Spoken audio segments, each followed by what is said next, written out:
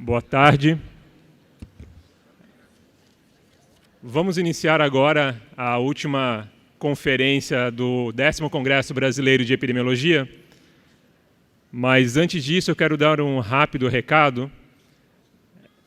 Ao final da cerimônia de encerramento, porque agora teremos a conferência do professor César Victora, logo na sequência, a partir de 5h10, 5h20, iniciaremos a cerimônia de encerramento, quando teremos a premiação, tanto do melhor trabalho da revista de Epidemiologia e Serviço de Saúde, quanto dos melhores trabalhos e menções honrosas dos trabalhos apresentados aqui no Congresso.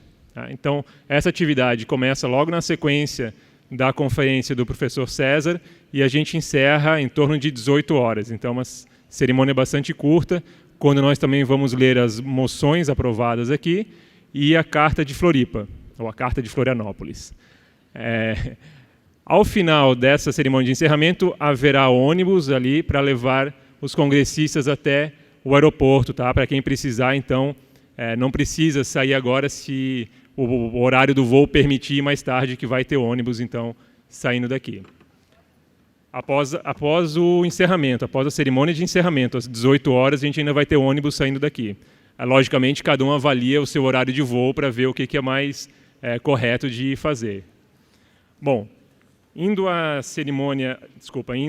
conferência, o professor César Victora, acredito que dispensa apresentações, ainda assim, para os que estão iniciando na epidemiologia. O professor César é professor emérito de epidemiologia na Universidade Federal de Pelotas. As pesquisas que ele conduz incluem a área de saúde e nutrição materno-infantil, amamentação, coortes de nascimento, desigualdades sociais e avaliação de serviços de saúde, tendo resultado em mais de 600 publicações científicas e com mais de 23 mil citações na Web of Science. Mas mais importante que isso, as suas contribuições científicas incluem uma farta documentação da importância do aleitamento materno exclusivo para prevenir a mortalidade infantil e a construção de curvas de crescimento infantil atualmente adotadas em mais de 140 países. Então, é um exemplo bastante claro de pesquisas com grande aplicação nos sistemas de saúde, no Brasil e no mundo.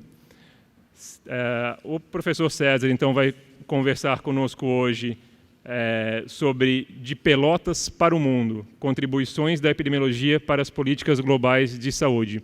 Professor César, mais uma vez, reforço o nosso agradecimento pela sua presença aqui, que com certeza engrandece muito o nosso congresso. Muito obrigado.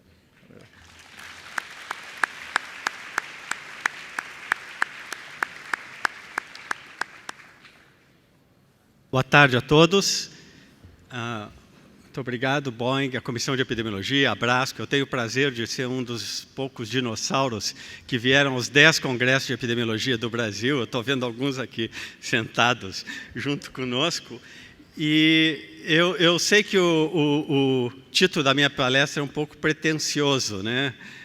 De Pelotas para o Mundo. É que quando eu terminei a medicina na URGS, na capital do Rio Grande do Sul, Porto Alegre, e eu falei para os meus professores, mentores, tudo, que eu queria ir para o interior e fazer pesquisa, todo mundo achou que eu era maluco. Eu até acho que eu era um pouco. Mas eu quero mostrar para vocês, eu estou vendo um monte de gente jovem aqui, nós estamos num momento crítico da ciência brasileira e da saúde pública brasileira, em que tudo que foi construído durante décadas está ameaçado. E eu gostaria de que esse título meio pretensioso sirva de motivação para dizer: é possível fazer epidemiologia, é possível fazer pesquisa, não precisa estar num grande centro, e a gente consegue, inclusive, influenciar políticas globais quando a gente consegue fazer pesquisa de qualidade. Então, eu vou explicar no fim por que tem esse quadro aqui, onde nós temos a bela sede da UFPEL, e o MIT nos Estados Unidos. Eu vou falar sobre 4 pesquisas, 4 conjuntos de pesquisas, sobre as questões do aleitamento materno exclusivo, sobre a criação das curvas de crescimento, que o Boing já mencionou 2 na sua introdução, a estratégia dos primeiros 1000 dias e a monitoração dos objetivos do milênio. E eu quero falar de algumas coisas que não deram certo também, para vocês não acharem que tudo que a gente faz dá certo, né? Então, a gente tem algumas iniciativas que, no fim, não renderam o tipo de impacto que seria esperado. A minha primeira pesquisa que eu vou mencionar, que foi feita na década de 80, foi numa época onde as crianças amamentadas recebiam água, chás, sucos, a partir de 2 a 4 meses de idade. Isso era o padrão. Meus filhos foram alimentados assim, além do leite materno, eles recebiam esse tipo de alimento logo no início da vida. E eu estava voltando do meu doutorado no exterior, em Londres, pago pelo contribuinte brasileiro, né? Eu acho que isso é uma coisa que para mim é muito forte. Eu estudei em escola pública a minha vida inteira, eu fiz uma faculdade pública e eu fiz um doutorado pago pelo contribuinte brasileiro. E eu acho que esse tipo de lealdade a gente tem que ter com a nossa população que financiou os nossos estudos e pesquisas, né?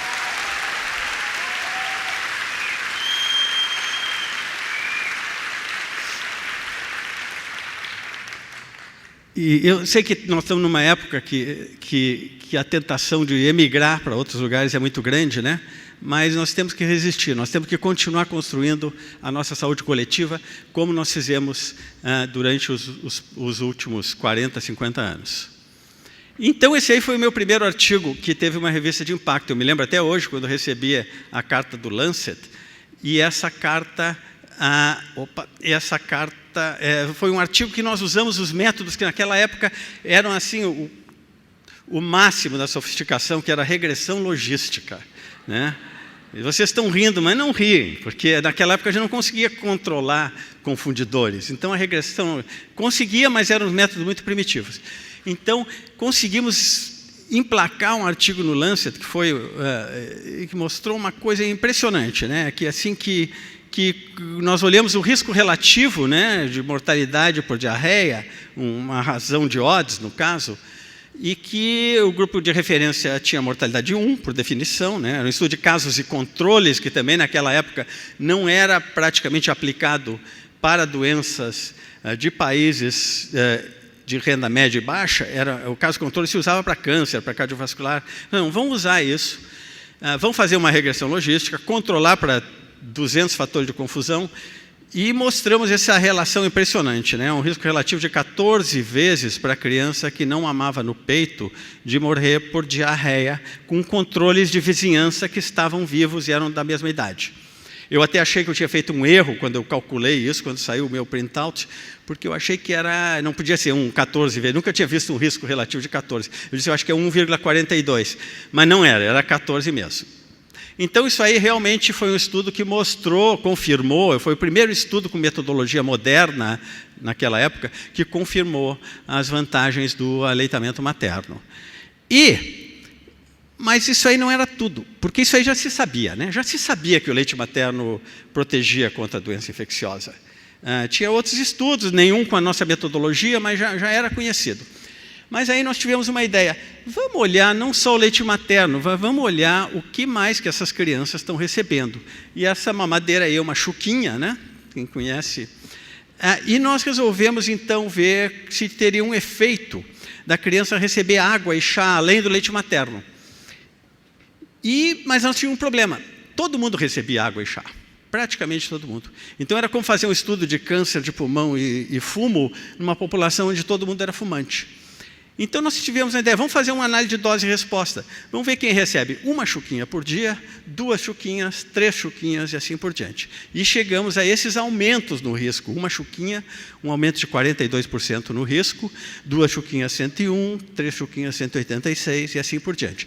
E aí esse estudo realmente foi o primeiro estudo sobre a necessidade de manter o aleitamento exclusivo e não acrescentar nem águas nem chás em termos da mortalidade infantil. E foi em seguida confirmado, dentro de uns 2 anos, foi confirmado por um estudo no Peru e por um estudo nas Filipinas, que também mostraram. Isso levou a Organização Mundial de Saúde, a Unicef, a recomendar o aleitamento exclusivo por 6 meses. Então foi uma grande satisfação quando, no início dos anos 90, passou a ser preconizado que o aleitamento exclusivo o recomendado para crianças menores de 6 meses é uma recomendação que hoje é adotada por muitos países no mundo, ricos e pobres, a grande maioria dos países e da sociedade de pediatria seguem essa recomendação, né? Então é muito bom, né? Esse é um exemplo de como uma pesquisa conseguiu mudar políticas de saúde. Bom, ainda dentro do aleitamento, né, que é a minha área que eu tenho um enorme prazer em ter pesquisado, nós começamos a nos preocupar com as curvas de crescimento. Até os anos 90, a OMS recomendava uma curva norte-americana.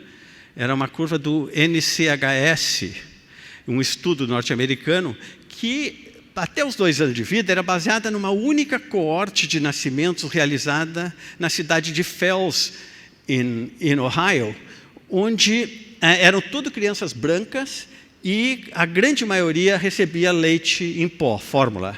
Elas não eram amamentadas. E alguns países tinham suas próprias curvas. A OMS recomendava o NCHS.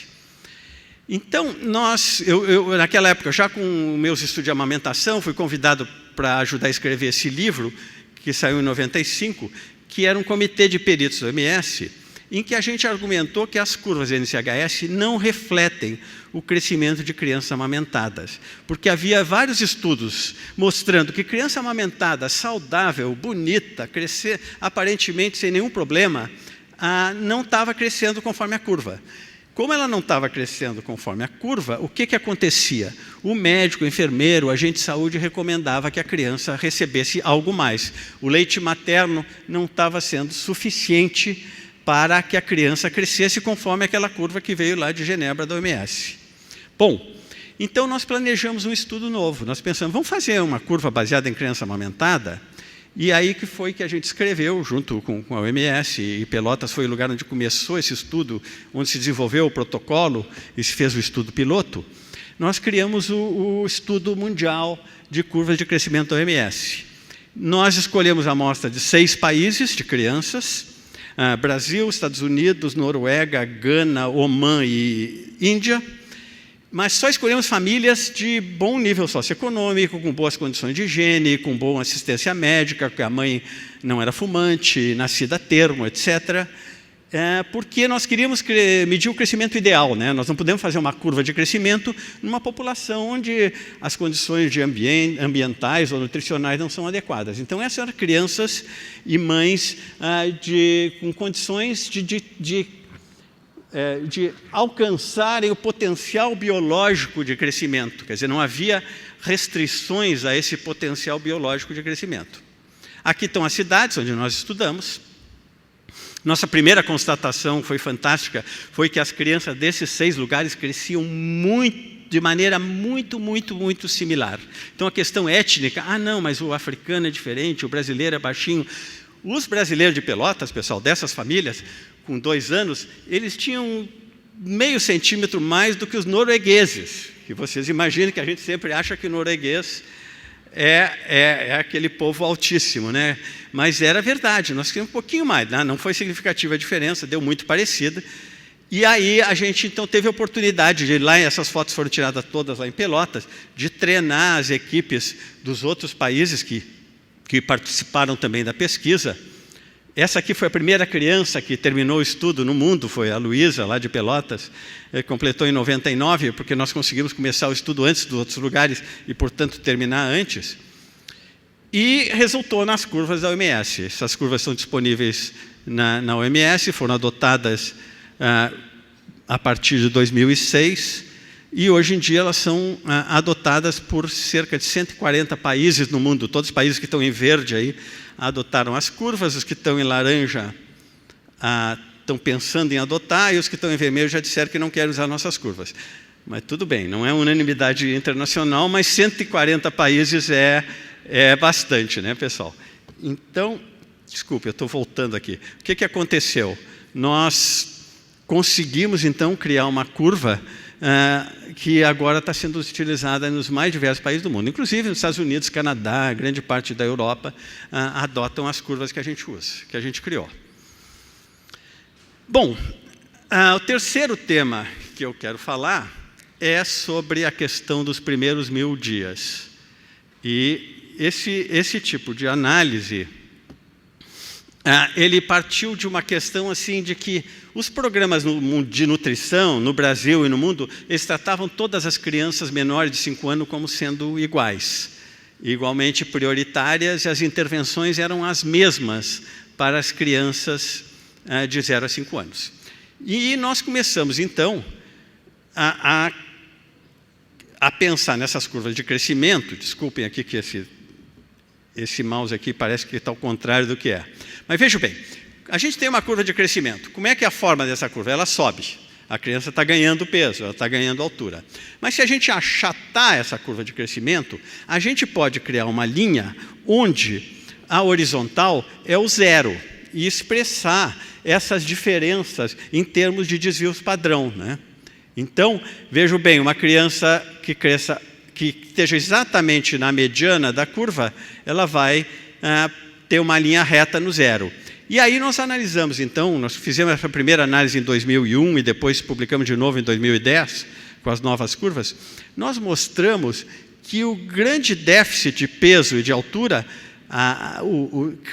acontece até os 2 anos. E depois as crianças crescem mais ou menos paralelas à mediana, em termos de desvio padrão. Isso foi um achado interessante, porque a gente não esperava isso, né? As crianças, então, perdem, ou deixam de ganhar peso e altura até os 2 anos, e depois elas se mantêm mais ou menos no mesmo patamar. E essa foi uma das pesquisas, né? Não foi a única de maneira alguma, mas uma das pesquisas que contribuíram para essa ideia dos 1000 dias, né? Vocês vejam que essa criança já nasce um pouquinho abaixo do 0, isso aqui é o retardo de crescimento intrauterino, isso é a média, 54 países, como eu falei. Então, os 270 dias da gravidez, somados aos 365 mais 365, dão exatamente 1000 dias. E aí se difundiu esse conceito de que é uma janela crítica para se combater os déficits nutricionais a partir de intervenções, então, durante a gestação e durante os 2 primeiros anos de vida. Levando a ideia também que depois dos 2 anos talvez não seja tão crítico intervir, porque aquela criança já está num patamar, e nós vamos voltar a isso depois. Bom, essa pesquisa, assim, então, de qual é a importância dos 1000 dias para o desenvolvimento da criança, o crescimento e a sua saúde em geral, ela é baseada em estudos de coortes de nascimentos. E eu tive a felicidade de em Pelotas, encontrar um parceiro, que é o Fernando Barros, que, na verdade, foi quem começou a coorte de 82, e o Fernando fez isso como parte do seu doutorado, também feito na Inglaterra. E eu sempre fui muito amigo do Fernando, pessoalmente, e a gente, então, começou a fazer junto a coorte. A tese dele foi o estudo perinatal de 82, e aí, quando eu voltei para o Brasil, nós começamos os acompanhamentos dessa coorte.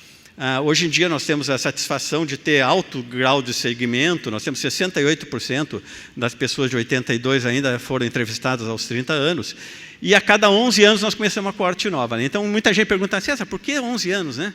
Qual é o número mágico aí? Na verdade, o nosso sonho era fazer uma coorte a cada 10 anos, e aí o dinheiro atrasou na segunda coorte. Então, como atrasou, a gente fez 11 anos. Aí diz, não, agora já faz 11 anos, vamos seguir, né? Então, quem estiver aqui em 2026, nós vamos apresentar, talvez não eu, mas os meus colegas mais jovens, vão apresentar os resultados da nova coorte. Então, continuam todas andando com muitos anos de duração, né? E nós mudamos muito, né? Aqui essa pessoa com cabelo sou eu, e aqui o Fernando embaixo também. Nós tínhamos um único computador, foi o primeiro microcomputador de Pelotas, e a gente se revezava, cada um analisava um pouco e tal, mas era tão lento o computador que para rodar os 6.000 crianças da nossa coorte, passava a noite inteira rodando. E aí a gente pesava junto, media junto, era um trabalho bem amador, né? Pouco dinheiro, cada acompanhamento custava 20 a 30 mil dólares, que era o que a gente tinha. Então a gente conseguia fazer os questionários de papel, tudo. Hoje em dia, nós conseguimos fazer exames bem mais sofisticados, nós temos um laboratório de composição corporal bem detalhado, nós temos análises de GWAS, de genoma, extração de DNA, tem uma série de brinquedinhos, né, que naquela época a gente não dispunha, né? Acho que em muito sentido é parecido com ELSA também, agora que tem uma pesquisa de tão alto nível, assim, sofisticação, né? Mas a gente consegue fazer isso. E agora a gente tem 2 prédios só para nós, então vocês estão todos convidados a vir a Pelotas, está meio longe, mas vale a pena, a gente vai ter muito prazer em recebê-los. Bom, um dos grandes problemas da pesquisa, né, pessoal, é a replicabilidade, né? Replicabilidade, se nós vamos conseguir replicar os nossos dados ou não. Então, a gente resolveu criar um consórcio de coortes e escolhemos, quando fomos convidados para escrever uma série sobre as consequências a longo prazo da nutrição, eu saí atrás das outras grandes coortes do mundo e identifiquei essas 5 coortes de país. Eu estou falando em países de renda média e baixa, tá? Então nós temos a coorte da Guatemala, a de Pelotas, uma da África do Sul, em Soweto, uma em Delhi, na Índia, e Cebu, nas Filipinas. Por acaso, né, essas são as 5 grandes coortes do mundo com mais de 20 anos de acompanhamento fora da Europa e Estados Unidos. Por acaso era uma em cada continente, América Central, do Sul, África, Ásia e Extremo Oriente, né? Então, nós tivemos a felicidade de ter esses 5 estudos, fizemos um consórcio e nós começamos a olhar a questão do ganho rápido de peso, né, em diferentes idades. Porque nós estávamos meio preocupados, né? A gente sempre dizia, não, criança tem que ganhar peso, não pode ser subnutrida, né? E com a transição nutricional, a questão também se coloca assim, mas se ganhar muito peso, será que não é ruim a longo prazo? E aí que a gente começou a estudar, então, as consequências sobre saúde e também sobre o capital humano, que é a inteligência, a altura do adulto, a produtividade do indivíduo, se a pessoa consegue ter filhos sadios e bem nutridos e tudo isso. Então, essa noção de que a nutrição lá no início da vida teria uma influência a longo prazo. E começamos a estudar, então, com esse grupo, um consórcio muito bom, está ativo até hoje. E a gente escreveu um artigo sobre a pressão arterial, outro sobre a escolaridade, outro sobre a altura do adulto, outro sobre a composição corporal, etc, etc, etc. Tá? Então, nós fizemos vários artigos e eu vou resumir muito simplificadamente para vocês o que nós achamos. Tá? Eu acho que um dos grandes desafios para o cientista é conseguir explicar as coisas de uma maneira que todo mundo entenda. E eu sei que aqui eu estou no meio de um grupo de epidemiologistas, que aqui eu poderia ter gráficos muito mais complexos, com intervalo de confiança e meta-análise e assim por diante. Mas o nosso público-alvo principal, quando a gente fala da importância dos 1000 dias, são os gestores, são os políticos, que não entendem nada de saúde, alguns entendem, talvez, são os... Eu sei que é uma classe que anda embaixo atualmente, não devia ter falado em política. Os gestores, né, os profissionais que atuam na saúde. Quando a gente resumiu todos os estudos da coorte, então esse gráfico aqui, os meus colegas brincaram comigo quando eu fiz ele, que disseram que isso é um cartoon, né? Isso não é um gráfico.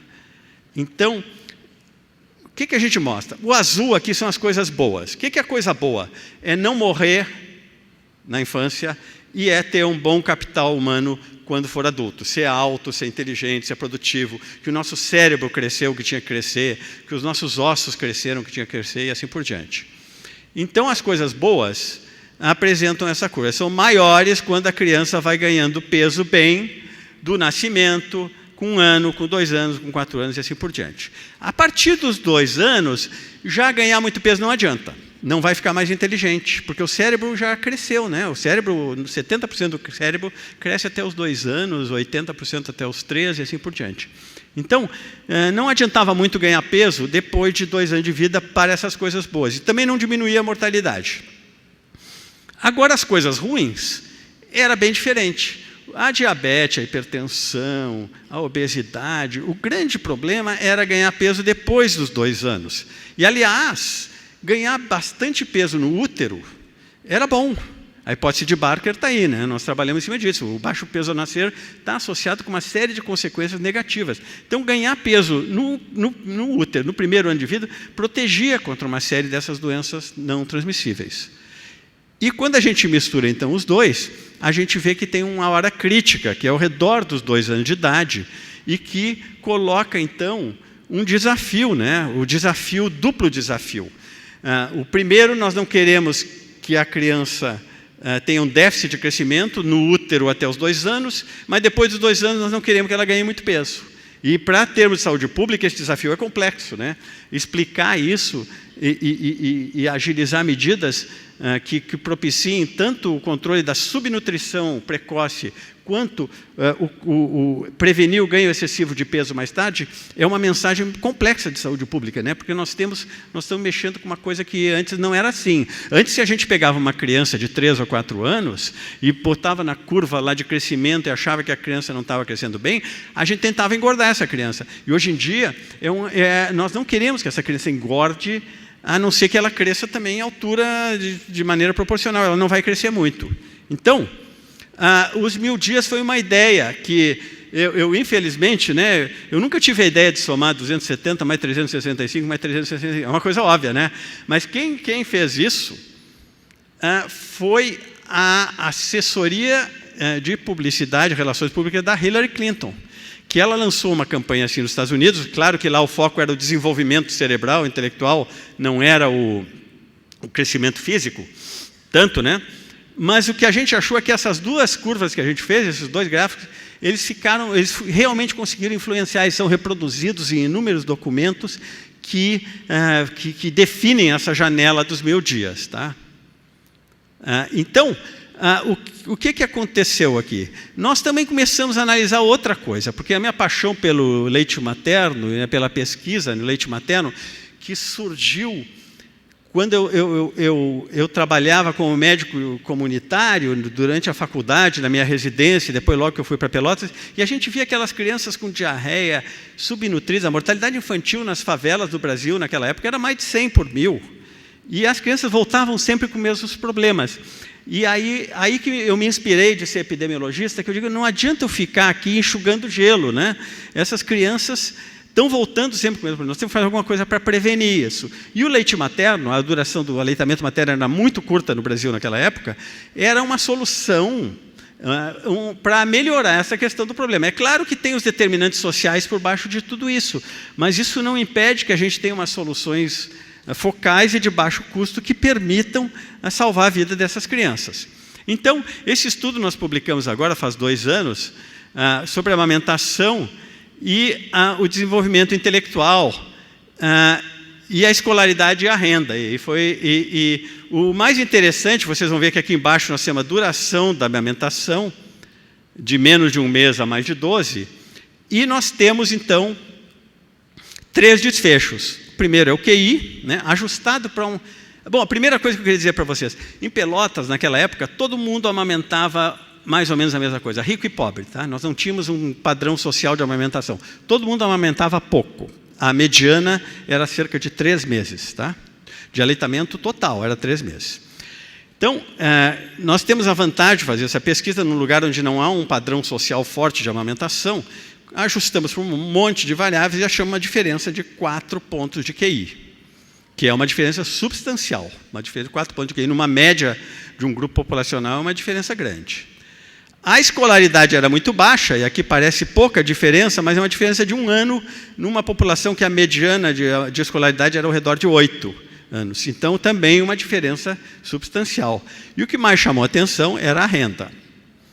Então, vocês vejam que aqui está em R$100, aqui dá uma diferença de R$500 aqui, e aqui uma diferença de 350. Bom, em primeiro lugar é o seguinte, renda é muito variável, né? Então, os intervalos de confiança desses gráficos, aqui, dessas barras, são grandes, e é compatível com uma relação linear com renda. Quer dizer, quanto mais você é amamentado, tudo o resto igual, ajustando para tudo, você ganha mais dinheiro. Mas sempre alguém me pergunta, pô César, mas o que é isso aqui? Como é que esse grupo aqui mamou bastante, é muito inteligente, tem alta escolaridade e ganha pouco? Eu digo, aqui são sanitaristas. Tá? Então,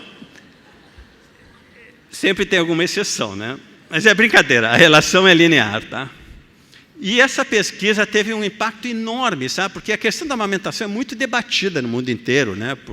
Por vários aspectos diferentes. Saiu na CNN, saiu na BBC, saiu em tudo que é lugar. Saiu no Brasil, nos principais jornais brasileiros, né? E foi uma pesquisa que nos surpreendeu até o impacto que ela teve, tá?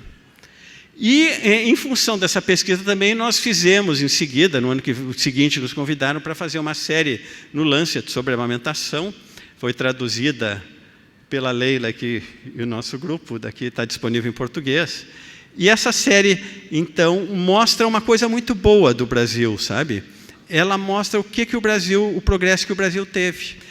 E eu gosto, nesse momento de crise do SUS e de crise da pesquisa brasileira, eu acho que a gente tem que lembrar as coisas muito boas que ocorreram. E veja o que aconteceu com a amamentação no Brasil. A mediana de amamentação, em 74, 75, na primeira pesquisa nacional que nós temos com dados de nutrição, ela era de 2 meses e meio e foi aumentando, e hoje ela é de mais de 1 ano. Nós estamos esperando as pesquisas que vão sair no ano que vem, mas essa é uma grande conquista da saúde pública brasileira. Não tem nenhum país do mundo que tenha tido esse tipo de aumento na amamentação. E através de políticas de saúde, através de controle da indústria e de sua propaganda, né? Através de licença maternidade, através de treinamento de trabalhadores de saúde, de apoio da mídia, nós conseguimos uma coisa muito, muito linda no Brasil. Até fico emocionado a pensar assim, como um país mostrou que é possível mudar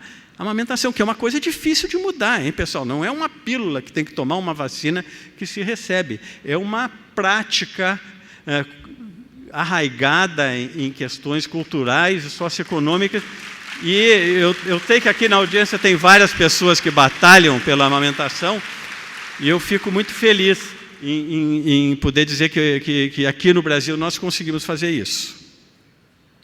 E é um esforço coletivo. Claro que os dados da pesquisa ajudaram alguma coisa, mas esses são uma parte mínima. O grande mérito dessa mudança é de toda a nossa comunidade do setor saúde, especificamente da saúde coletiva, na promoção da amamentação e na remoção de barreiras contra a amamentação. Então, vejam bem, o que aconteceu com os 1000 dias, né? Antigamente, a gente achava que todas as crianças de 5 anos eram iguais, de menores de 5 anos eram iguais, e hoje a gente sabe que não, que a gestação e os 2 primeiros anos são a fase mais crítica que influenciam a saúde e o desenvolvimento da criança. E que depois dos 2 anos a gente tem que começar a se preocupar com o outro lado da moeda, que é a alta prevalência de obesidade. Está saindo hoje um estudo internacional que usa inclusive dados das coortes de Pelotas, que mostram que cerca de 26%, 27% das crianças brasileiras de 5 a 14 anos já estão com sobrepeso ou obesidade. A tendência é muito alta nas décadas quando começou as séries históricas, nos anos 70, 80, era 6, 7%. E hoje em dia nós temos, então, uma prevalência de que acerca nas crianças já 30%. Os adultos da nossa coorte 82 em Pelotas, mais da metade já tem sobrepeso e obesidade, aos 30 anos. Mas na infância, eles já estão apresentando esse problema, que é um problema seríssimo, que a gente tem que tomar as medidas que o Brasil até hoje não conseguiu tomar, que é controlar a propaganda, que é taxar a indústria de alimentos ultraprocessados, engordantes, que outros países já tiveram coragem de fazer. O México já fez, mas no Brasil o lobby industrial no Congresso tem impedido esse tipo de ação, que nem taxar fumo e aumentar o preço do cigarro. Vamos cobrar mais. A Coca-Cola tem que custar uma fortuna. Então, é fundamental a nossa atenção para essa questão de que os primeiros 5 anos não são todos iguais, que eles têm 2 períodos diferentes. Bom, ontem eu já falei sobre os objetivos do milênio, era uma sessão paralela. Eu vou pedir desculpa para aqueles que já estiveram aqui, que eu vou repetir algumas coisas que eu falei ontem, mas nós temos nos envolvido já há vários anos, desde 2003, em monitorar os objetivos de desenvolvimento do milênio, que já acabaram, por sinal, né? E aí nós tínhamos o objetivo número 4 e número 5, que eram de melhorar a saúde da criança e da mãe. Então, não existia um mecanismo independente de avaliação. As Nações Unidas faziam cada país se autoavaliar, e nós achamos que valia a pena ter um mecanismo supranacional e multi-institucional para fazer essa avaliação. Nós lançamos já 7 relatórios, né? O último foi em 2015. Esses relatórios tem tipo de um boletim escolar para cada país, tá? Não vou entrar nos detalhes aqui, mas nós resumimos dados de muitas fontes diferentes e a gente consegue, então, resumir onde é que está a mortalidade, a nutrição, a cobertura de intervenções pré-natal, nascimento, pós-parto imediato, da criança menor de 5 anos. Então, esse é o nosso boletim para cada país. Aqui está Malawi. Esse canto aqui é da equidade, que depois eu vou falar um pouquinho mais sobre isso. E aí, depois de várias tentativas de fazer gráficos de barras, gráfico de colunas, de linhas, etc., nós inventamos o Equiplot. O Equiplot é um gráfico muito simples. Ele mostra a cobertura, aqui são várias intervenções, e lá no eixo de baixo, ele tem o percentual de 0 a 100, e aqui eu tenho a Nigéria, que é um país muito desigual, né? E ele mostra, por exemplo, que a vacina DPT-3, nos 20% mais pobres da população, no quinto ou quintil inferior, a cobertura é menos de 10% e nos mais ricos é 80%. E vocês vejam, a largura dessas barras mostra a desigualdade. A Nigéria é um país muito desigual. Tem países muito melhores do que a Nigéria. O Brasil melhorou muito também em vários desses indicadores. A ideia é que agora, vamos dizer assim, nessa última fase da minha carreira, né, a minha preocupação maior é simplificar. Então, simplificar e conseguir conversar com gestores da África, da Ásia, do Brasil, do Rio Grande do Sul, e tentar trabalhar com eles para que entendam dados epidemiológicos e que utilizem esses dados na sua prática do dia a dia. Rapidamente, aqui a nossa equipe, né, uma equipe bem jovem, né, com exceção do Aloysio e de mim, que nós trabalhamos na análise de dados. Se vocês entrarem lá na Organização Mundial de Saúde, no site do Global Health Observatory, né, Observatório Global de Saúde, tem uma parte lá de monitoria de equidade que é toda analisada em pelotas. Então, todos os resultados lá, interativos, eles são feitos pelo nosso grupo aqui, mandamos lá para a OMS, e eles disseminam esse dado no mundo inteiro. Então, como é que era a situação, né? Nós não tínhamos um mecanismo, e com o Countdown de 2015, nós criamos esse mecanismo, e hoje em dia nós estamos agora com o desafio dos Objetivos do Desenvolvimento Sustentável, que são de 2015 a 2030, e no qual nós continuamos fazendo todas as análises de equidade e participando ativamente. O nosso primeiro relatório vai sair agora, dia 14 de dezembro, com dados de 81 países diferentes.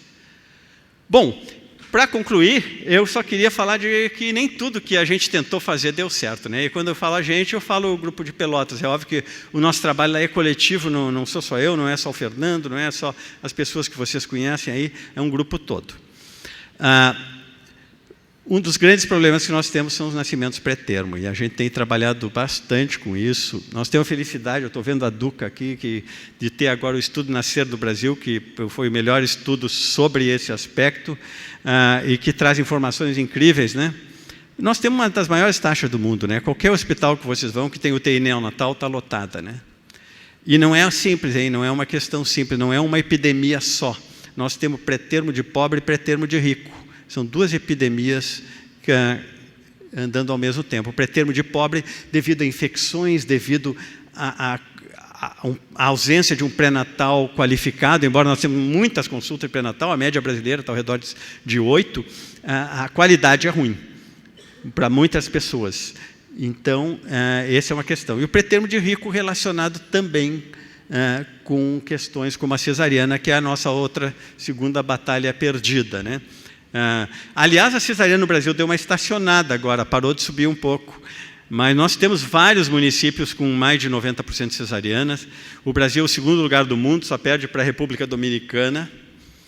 E as cesarianas, elas estão associadas com o parto pré-termo, como vários colegas aqui já mostraram, mas isso para mim não é o efeito principal da cesariana. Para mim o efeito principal da cesariana é o termo precoce. É aquela criança que nasce com 37 a 38 semanas, que tem a mortalidade um pouquinho mais alta do que a criança que nasce no período ideal, que é 39 a 41 semanas, mas que tem também um impacto sobre seu desenvolvimento intelectual. Tem estudos muito lindos na Europa mostrando o peso dessas crianças de 37 a 38 semanas no impacto, no termos de necessidade de escolas especiais e de retardo de desenvolvimento lá no futuro. E esse número de crianças é enorme, pessoal.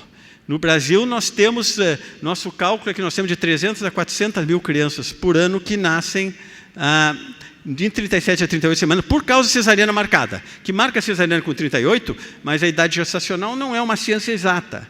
E então, a gente está criando uma epidemia que os nossos serviços de saúde e de educação vão ter que enfrentar no futuro, porque essas crianças nasceram com aquela famosa cesariana da data marcada. Tá? Então, só para mencionar para vocês a cesariana pré-termo, que são duas lutas que a gente tem se envolvido, e várias pessoas aqui da comunidade epidemiológica brasileira também estão envolvidas, mas que a gente não conseguiu combater. Bom, então deixa eu voltar. Então, eu só espero que essa juventude de epidemiologistas, de sanitaristas que está presente aqui, que se deem conta que é possível a gente fazer pesquisa boa no Brasil, que é possível até a gente ir para um lugar meio remoto, no interior, e fazer pesquisa boa, e que a pesquisa pode resultar em mudanças práticas. Isso aqui, eu acho que seria a mensagem para vocês. E eu vou dizer o que me deixa mais feliz aí, nos meus 40 anos de epidemiologista. Essa casa aqui não é em Pelotas, tá? Essa casa aqui é em Cambridge, Massachusetts, onde morava o meu filho, que agora ele mora em Nova York, e onde nasceu o meu neto. E aqui é a clínica onde o meu neto nasceu. E ele era avaliado na nossa curva. Obrigado.